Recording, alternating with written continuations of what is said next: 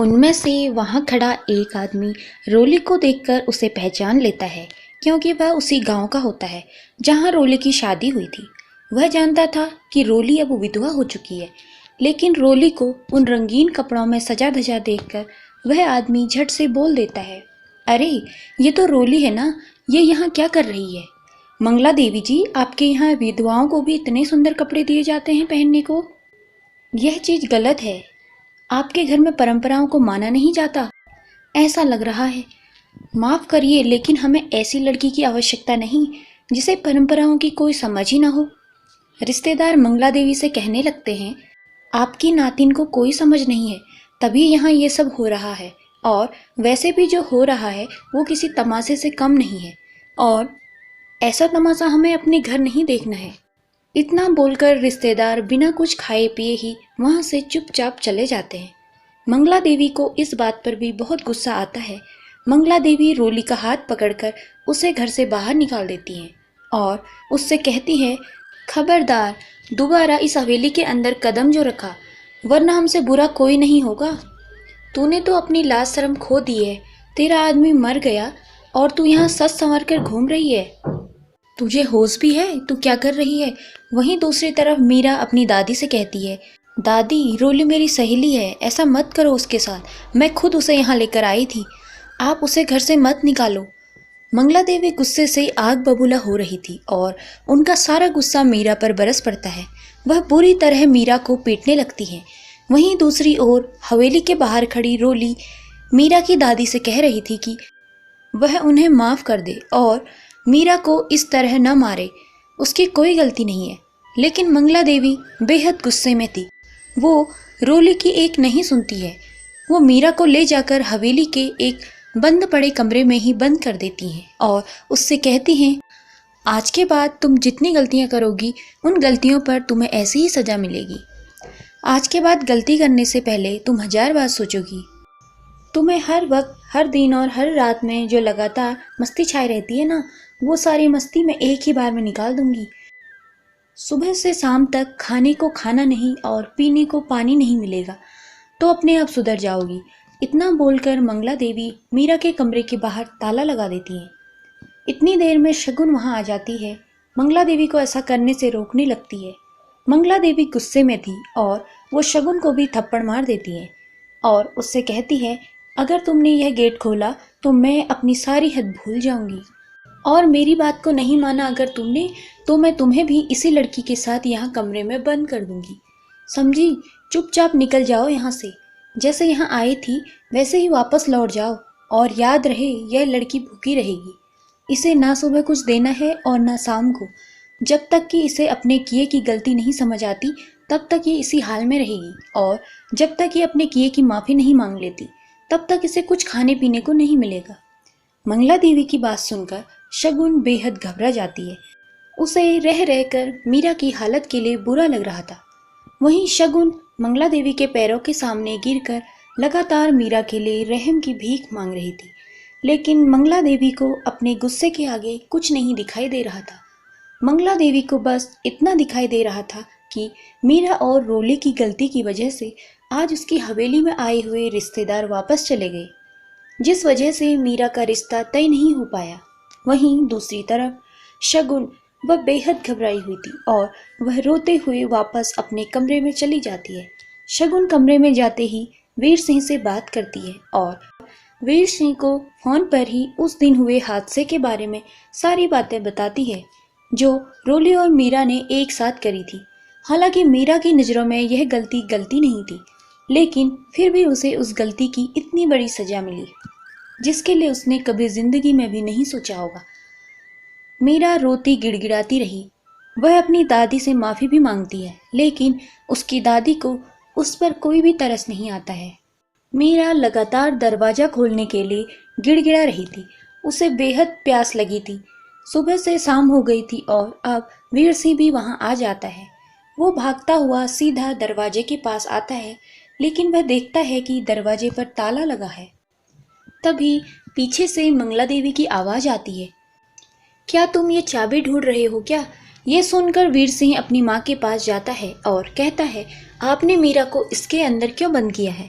वह छोटी सी बच्ची है, अगर उसे कोई परेशानी कोई दिक्कत हो गई तो। मंगला देवी कहती हैं, इस हवेली के लोगों का तमाशा बनाने से तो अच्छा यही होगा कि इस लड़की की सांसें यहीं रुक जाएं। मुझे ऐसी लड़की वैसे भी नहीं चाहिए थी। हवेली में तुम्हारी लड़की ने आज जो किया है उस बात के लिए मैं उसे कभी भी माफ ना करूं। तुम्हारी बीवी ने तुम्हें मेरी गलती तो बता दी, पर अपनी बिटिया की गलती नहीं बताई। इसने जो आज विधवा औरत को अपने गहने और अपने कपड़े पहनाए हैं, क्या कोई अच्छी बात है? तुझे नहीं पता कि हमारी परंपराओं में यह सब नहीं होता है। पहनना तो दूर की बात है, ऐसी औरत का संग करना भी मनहूस होता है। तभी आज तेरी बेटी का रिश्ता टूट गया। लेकिन तेरी पत्नी शगुन, उसे अच्छी तरह सब कुछ पता था, लेकिन फिर भी वह मुंह बंद करके बैठी रही और तमाशा देखती रही। और अब जब मैंने उसकी लड़की को बंद कर दिया तो वह सारी बातें तुझसे कहने लगी। कुछ नहीं होगा तुम्हारी लड़की मीरा को, वो ऐसे ही बंद रहेगी जब तक उसे अपनी गलती का अंदाजा नहीं हो जाता, या फिर तब तक जब तक मेरा गुस्सा शांत नहीं हो जाता। वीर सिंह अपनी माँ को समझाता है, लेकिन मंगला देवी को वीर सिंह की बातों का कोई असर नहीं होता है। मंगला देवी बिल्कुल नहीं बताती है कि उसने उस दरवाजे की चाबी कहाँ रखी है, और वह चुपचाप अपनी नाराजगी के साथ अपने कमरे में चली जाती है। वहीं दूसरी तरफ मीरा की हालत बहुत खराब हो रही थी। रात का समय हो चुका था। मंगला देवी अब सो चुकी थी। वहीं दूसरी तरफ मीरा का दम घुटने लगा था। वो लगातार दरवाजे को खटखटा रही थी और उसके माँ बाप वीर सिंह और शगुन दोनों कमरे के बाहर बैठे थे और अपनी बेटी को आवाज़ दे रहे थे, उसे समझा रहे थे कि वह हिम्मत न हारे। सुबह होते ही मंगला देवी उस दरवाजे को खोल देंगी। मीरा बेहद घबराई हुई थी। अब उसकी हालत पहले से ज़्यादा बिगड़ती जा रही थी। उसे अंदर सांस लेने में भी बहुत दिक्कत हो रही थी। वो भूखी प्यासी थी और देखते देखते ही मीरा को चक्कर आने लगते हैं। मीरा बार बार दरवाज़ा खटखटा खटखटा के परेशान हो चुकी थी। वह बार बार सबसे कह रही थी, मुझे यहाँ से निकालो, मेरा दम घुट रहा है। लेकिन उसके माँ बाप मजबूर थे और उसकी दादी को उसकी किसी भी बात का कोई फर्क नहीं पड़ता था। वहीं दूसरी तरफ भूखी प्यासी बच्ची मीरा, वह बहुत ही बेहाल हो जाती है। उसकी हालत बिगड़ने लगती है। बंद कमरे में सांस लेने में भी उसे बहुत उलझन हो रही थी, जिस कारण वह बेहोश होकर जमीन पर गिर जाती है। अचानक मीरा की आवाज़ बंद होने से माँ शगुन बेहद घबरा जाती है। वह बार बार दरवाज़ा खटखटाती है और कहती है, मीरा क्या हुआ तुम्हें? मीरा तुम ठीक तो हो ना? मीरा कोई भी परेशानी हो तो हमें बताओ, लेकिन आवाज़ तो दो। मीरा खामोश मत रहो, क्या हुआ है? लेकिन दूसरी ओर से मीरा की कोई आवाज़ नहीं आ रही थी। अब वीर सिंह को भी बेहद डर लगने लगा था। उसे समझ में ही नहीं आ रहा था कि वह करे तो क्या करे। वह दरवाज़ा तोड़ने की कोशिश करता है, लेकिन दरवाज़ा टूटता नहीं है। फिर एक पल के लिए उसे ख्याल आता है, अगर उसने दरवाज़ा खोल दिया तो वह मंगला देवी को कोई जवाब नहीं दे पाएगा। यह सारी बातें सोचते हुए वीर सिंह को सिर्फ एक ही बात समझ में आती है, मंगला देवी की जो शर्त है, अगर वह उस शर्त को मान ले तो वह अपनी बच्ची मीरा को बचा सकता है। वीर सिंह भागता हुआ अपनी माँ मंगला देवी के कमरे में जाता है और उन्हें नींद से उठाते हुए बोलता है, माँ आप उठ जाओ, बस एक बार मीरा को उस कमरे से निकाल दो। मुझे लगता है कि उसकी हालत बहुत बिगड़ रही है। लेकिन मंगला देवी कहती हैं, वह लड़की बिल्कुल ठीक है, उसे कुछ नहीं होना है, क्योंकि जब मैंने उसे दफना दिया था तब भी वह जिंदा बच गई थी, तो अब उसे क्या होगा? कल सुबह को खोलूंगी मैं उस दरवाजे को और कल सुबह ही मीरा को उस कमरे से निकाल लूंगी। तुम जाओ और सो जाओ जाकर। लेकिन वीर सिंह अब जाने वाला नहीं था। उसने फैसला कर लिया था कि उसे कुछ ना कुछ तो करना ही होगा। वीर सिंह मंगला देवी को सोने से रोकता है और कहता है, मैं आपकी शर्त को मान रहा हूँ। अगर आप उसकी शादी कराना चाहती हैं तो इससे मुझे कोई आपत्ति नहीं है और मैं इस काम में आपका पूरा सहयोग करूँगा, लेकिन मेरी बच्ची को उस कमरे से निकाल दो। वीर सिंह की बात सुनकर मंगला देवी दिल से खुश हो जाती हैं और चाबी लेकर सीधा उस कमरे की ओर बढ़ती हैं। वहीं दूसरी ओर शगुन मंगला देवी को उस कमरे की ओर आता देख शगुन को एक पल के लिए इस बात पर यकीन नहीं होता है कि आखिर मंगला देवी कैसे इस बात के लिए मान गई हैं। लेकिन फिर भी वह रोती हुई अपनी बच्ची मीरा का इंतजार करने लगती है। उससे सब्र नहीं हो पा रहा था। वह अपने आप को दरवाजे के ताला खुलने तक के लिए भी रोक नहीं पा रही थी। वह अपनी बच्ची की शक्ल देखना चाहती थी। शगुन भूखी प्यासी चुपचाप उस कमरे से बाहर बैठी अपनी बच्ची का इंतजार कर रही थी कि कब वह दरवाजा खुले और कब वह अपनी बच्ची को भी खाना खिलाए। लेकिन जैसे ही दरवाजा खुला, शगुन की नज़र अंदर जमीन पर पड़ी मीरा पर पड़ती है। मीरा जमीन पर बेहोश पड़ी हुई थी। शगुन भागती हुई मीरा को अपनी गोद में ले लेती है और मीरा को उठाने की कोशिश करती है, लेकिन मीरा बेहोश थी, उसे जरा भी होश नहीं था। शगुन बार बार मीरा को उठाती है, लेकिन फिर भी वह नहीं उठती है। उसका पूरा शरीर तेज बुखार से तप रहा था। तभी अचानक वीर सिंह डॉक्टर को घर पर बुलाते हैं। डॉक्टर की जांच के बाद पता चलता है कि मीरा को बहुत ही गहरा सदमा पड़ा है। वह बहुत डर गई, जिसकी वजह से उसकी यह हालत हो गई है। मीरा को बहुत तेज बुखार भी था, इसलिए आगे से उसे प्यार से रखा जाए ताकि वह इस सदमे से उभर सके। वीर सिंह को डॉक्टर की बात सुनकर अपना किया हुआ फैसला सही लग रहा था। वहीं दूसरी तरफ मंगला देवी इस बात से बेहद खुश हैं कि वीर सिंह इतनी बड़ी बात मान गया है। मंगला देवी वीर सिंह को एक कोने में ले जाकर उससे बात कहती हैं। देखो, तुम्हारी बेटी मीरा बिल्कुल ठीक है और अब अच्छा यही होगा कि तुम कोई अच्छा सा रिश्ता देखकर उसकी शादी कर दो। तुम क्यों ढूंढोगी, मैं खुद ही तुम्हें एक अच्छा सा रिश्ता लाकर दूंगी। मैं कल ही किसी अच्छे से रिश्ते को बुला लूंगी, बस तब तक तुम उसकी हालत थोड़ी ठीक करवा लो। मंगला देवी इस बात को कहकर वहां से चली जाती हैं। वहीं दूसरी ओर शगुन दुखी थी। शगुन बुरी तरह रो रही थी। शगुन को रोता हुआ देखकर वीर सिंह मीरा के पास आकर बैठ जाता है। तभी शगुन वीर सिंह से कहती है, देखा आपने क्या हालत करके रख दी है माँ जी ने मीरा की। आखिर ऐसी कौन सी गलती थी इसकी? इसके अंदर तो बचपना था। इसने जो कुछ भी किया वो सिर्फ बचपना था। इसे इस बात की जरा भी समझ नहीं थी कि उसने क्या किया है, लेकिन इस अनजाने में हुई गलती की इतनी बड़ी सजा मिली उस मीरा को। उस बच्ची को इस गलती का सामना करना पड़ा। वह बेहद डर गई है। इन सारी बातों से हम उसे चाहकर भी एकदम ठीक नहीं कर सकते हैं। उसे ठीक होने में समय लगेगा। उसे अपनी बच्ची की हालत देखी नहीं जा रही है। वहीं वीर सिंह थोड़ी देर की खामोशी के बाद शगुन से कहता है कि इसकी हालत को ठीक करने का एक ही रास्ता है कि जो माँ जी कह रही हैं हमें वही करना होगा। हमें मीरा की शादी करानी होगी ताकि हमारी बच्ची भी अपनी ज़िंदगी में खुश रह सके, क्योंकि यहाँ रहकर उसे कोई खुशी नहीं मिल रही है। सिवाय दर्द और तकलीफ के उसे कुछ नहीं मिलना है। शगुन वीर सिंह की बात सुनकर हैरान हो जाती है। उसके पैरों तले जमीन खिसक जाती है। तभी शगुन वीर सिंह से कहती है, क्या आपका दिमाग खराब हो गया है? आप ऐसी बातें क्यों कर रहे हो? आपको मालूम नहीं है आपकी बच्ची की उम्र क्या है? उसे किसी बात की कोई समझ ही नहीं है, वह कुछ जानती भी नहीं है।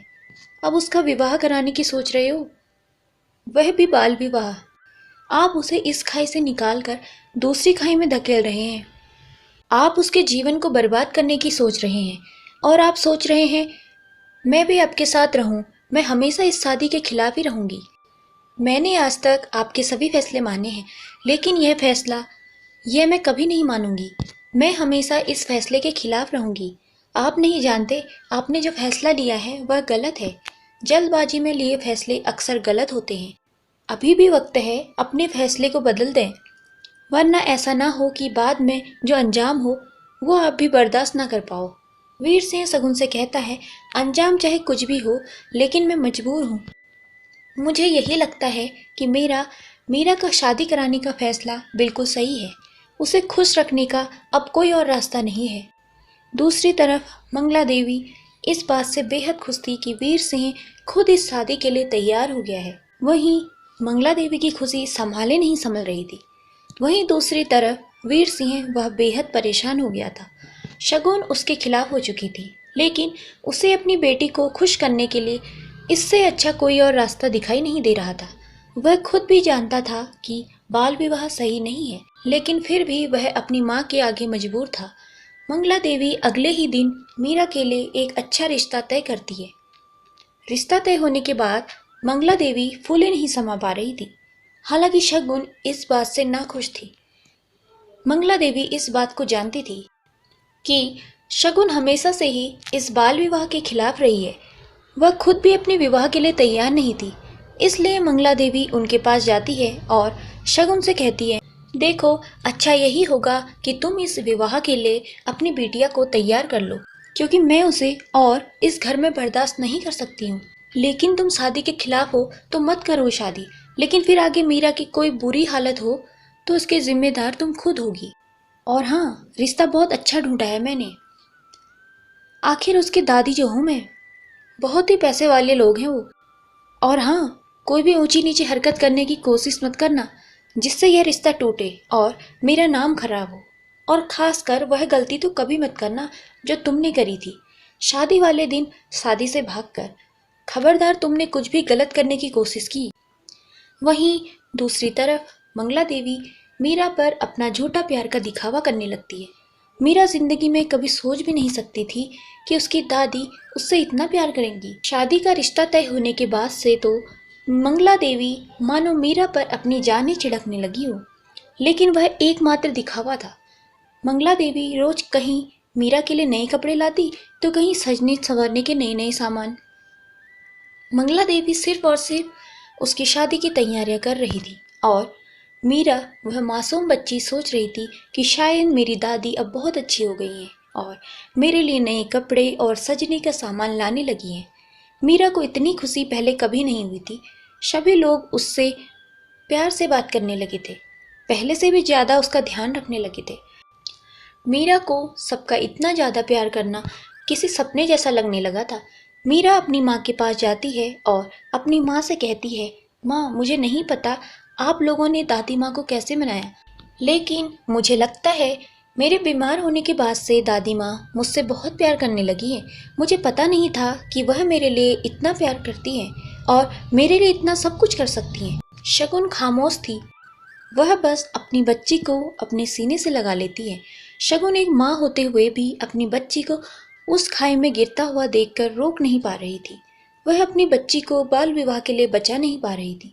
मीरा को इस हालत में भी खुश देखकर शगुन अपने आप को बहुत मजबूर समझ रही थी। वह अंदर ही अंदर घुट घुट कर रो रही थी। देखते ही देखते 2 महीने बीत जाते हैं। मंगला देवी के बुलाने पर हवेली में पंडित जी आते हैं और मंगला देवी शादी की और बाकी रस्मों की तैयारियां शुरू करने के लिए पंडित जी से मुहूर्त निकलवाने को कहती हैं। सारे मुहूर्त की हर तारीख पंडित जी मंगला देवी को बता देते हैं। मंगला देवी बेहद खुश थी। मंगला देवी ने पहले सब सोच रखा था कि उन्हें कैसे क्या करना है। वहीं एक दिन जब मीरा पढ़ने के लिए अपने विद्यालय जा रही थी, तभी उसे शालिनी नाम की एक लड़की मिलती है। शालिनी मीरा से कहती है, अरे वाह मीरा, अब तो तेरे घर में बहुत सारी खुशी होगी ना, और सब लोग बहुत खुश हो रहे होंगे ना। मीरा शालिनी से कहती है कि तुझे कैसे पता कि घर में सारे लोग इतने खुश हैं। शालिनी मीरा से कहती है, वह मेरे बाबा पंडित है ना, इसलिए तेरी दादी ने उन्हें बुलाया था ताकि वह तेरी शादी के लिए कोई अच्छा सा मुहूर्त बता दे। मीरा यह सुनकर हैरान हो जाती है और शालिनी से कहती है, तुम्हारा दिमाग खराब है, किसकी शादी, कौन सी शादी। शालिनी मीरा से कहती है, क्या तुम्हें बताया नहीं तुम्हारी दादी ने, उन्होंने तुम्हारे लिए रिश्ता देख लिया है।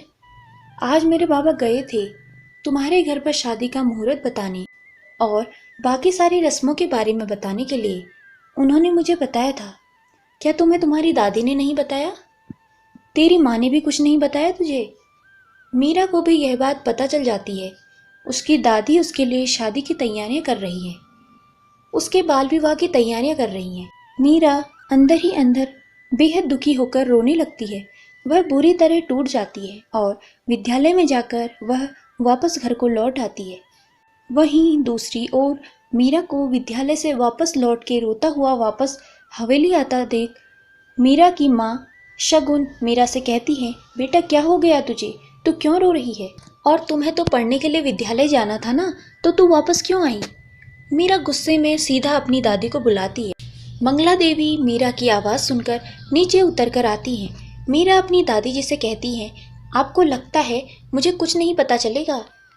तभी मंगला देवी मीरा से कहती है, तुम इस तरह क्यों चिल्ला रही हो, क्या हो गया? वहीं मीरा अपनी दादी जी से कहती है, आप मेरा बाल विवाह करवाना चाहती हैं? मैं बाल विवाह नहीं करना चाहती हूँ, मुझे यह बात पता चल चुकी है। आप सब नाटक कर रहे हो ना मुझे प्यार करने का। सब लोग मुझसे झूठ बोल रहे हो ना। मैं आप सब में से किसी से भी बात नहीं करूंगी। मंगला देवी मीरा को हाथ पकड़कर उसे अपने कमरे में ले जाती है और दरवाजा बंद कर देती है। मंगला देवी अंदर ही अंदर मीरा को कुछ समझाती है कि वह उसको कितना प्यार करती है। वह मीरा को बताती है कि वह लोग बहुत अच्छे हैं और उन लोगों के पास बहुत सारा पैसा है जिससे मीरा अपनी पूरी जिंदगी ढेर सारे नए कपड़े पहन सकती है, नई नई चीजें खा सकती है, नए गहने पहन सकती है और वह लोग उसे यहाँ घुमाने भी लाया करेंगे। मंगला देवी मासूम बच्ची मीरा को अपनी बातों में फंसाकर उसे शादी के लिए हाँ कहलवा लेती है और वह मासूम बच्ची अपने बाल विवाह के लिए तैयार हो जाती है। मीरा नादान थी और जब उसके मन में थोड़ा लालच आ गया था नई नई चीज़ों को लेकर, मीरा को नई नई जगह घूमने का बहुत शौक था। वह दादी के बारे में यह सोचकर बेहद खुश थी कि उसकी दादी उसका कितना ख्याल रखती है। झूठा ही सही पर मंगला देवी ने मीरा के दिल में अपने लिए एक खास जगह बना ली थी और अब मंगला देवी अपनी चाल को अंजाम देने के लिए तैयार थी। तो दोस्तों, आगे अब इस कहानी में क्या होगा? क्या होगा उस बच्चे मीरा का? क्या उसकी दादी उसका रिश्ता तय कर पाएगी? ये जानने के लिए इस कहानी का अगला पार्ट जरूर देखें। और अगर ये वीडियो पसंद आ गई हो तो इस वीडियो को लाइक कीजिए, शेयर कीजिए और हमारे चैनल को सब्सक्राइब कीजिए। धन्यवाद।